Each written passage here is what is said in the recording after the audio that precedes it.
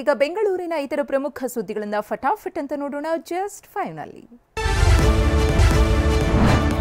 ಕಳೆದ ಶನಿವಾರ ಅಂಡಮಾನ್ ಪ್ರವಾಸಕ್ಕೆ ಹೋಗಿದ್ದ ಪ್ರವಾಸಿಗರು ಅತಂತ್ರರಾಗಿದ್ದಾರೆ. ಪ್ರವಾಸ ಮುಗಿಸಿ ಇಂದು ವಾಪಸ್ ಬರಬೇಕಿದ್ದ ರಾಜ್ಯದ ನಿವಾಸಿಗಳು ವಿಮಾನ ರದ್ದಾಗಿದ್ದರಿಂದ ಪರದಾಡುವಂತಾಗಿದೆ. ನಾಳೆ ಮಧ್ಯಾಹ್ನ 2:30ಕ್ಕೆ ವಿಮಾನ ಇದ್ದು ಬೆಂಗಳೂರು ತಲುಪುವುದು ಸಂಜೆ 5:30ಕ್ಕೆ. ನಾಳೆಯೇ ಮತದಾನ ಇರುವುದರಿಂದ ಪರ್ಯಾಯ ವ್ಯವಸ್ಥೆ ಮಾಡುವಂತೆ ಪ್ರಯಾಣಿಕರು ಆಗ್ರಹಿಸಿದ್ದಾರೆ.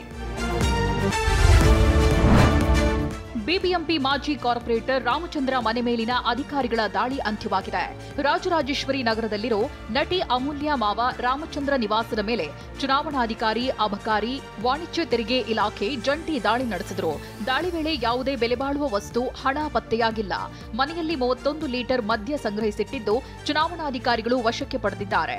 ಅಧಿಕಾರಿಗಳು ಹೊರ ಹೋಗ್ತಿದ್ದಂತೆ ಬಿಜೆಪಿ ಕಾರ್ಯಕರ್ತರು ಪ್ರತಿಭಟನೆ ನಡೆಸಿದರು.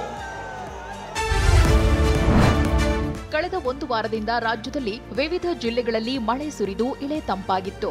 ಆದರೆ ಈಗ ಬೆಂಗಳೂರು ಸೇರಿದಂತೆ ರಾಜ್ಯದಲ್ಲಿ ಮುಂದಿನ 5 ದಿನಗಳ ಕಾಲ ಬಿರು ಬಿಸಿಲು ಜನರಿಗೆ ತಟ್ಟಲಿದೆ ಎಂದು ಹವಾಮಾನ ಇಲಾಖೆ ಮುನ್ಸೂಚನೆ ನೀಡಿದೆ.